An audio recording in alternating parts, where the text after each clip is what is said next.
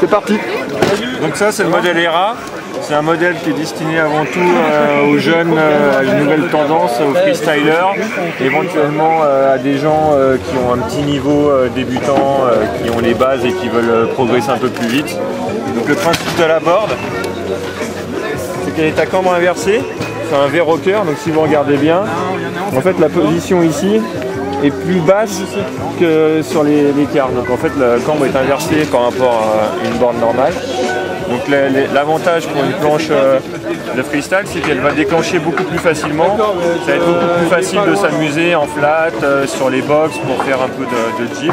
Ce sera une board qui sera beaucoup plus ludique. Par contre, en contrepartie, elle sera un peu plus technique pour la faire accrocher sur la neige dure. Pour avoir un pop, on va dire, qui correspond à une planche normale, ça sera un peu plus technique.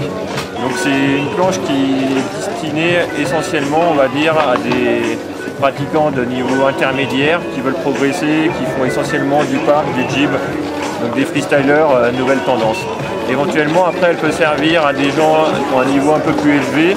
Par contre, là, elle sera quand même technique et il faudra vraiment être dessus et c'est à vous de la déformer, d'être correct dessus.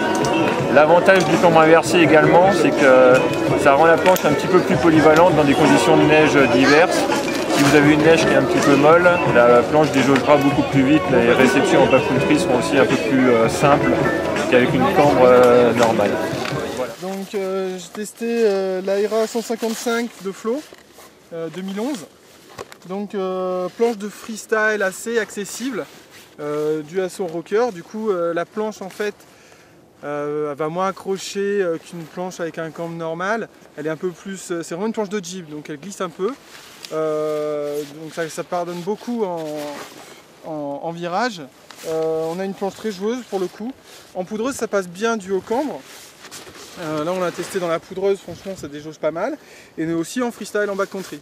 On a des réceptions qui sont assez faciles du fait que la planche enfourne moins. Bonne planche à conseiller à quelqu'un qui veut se mettre au freestyle et avoir une planche facile et sur lesquelles il pourra progresser aussi.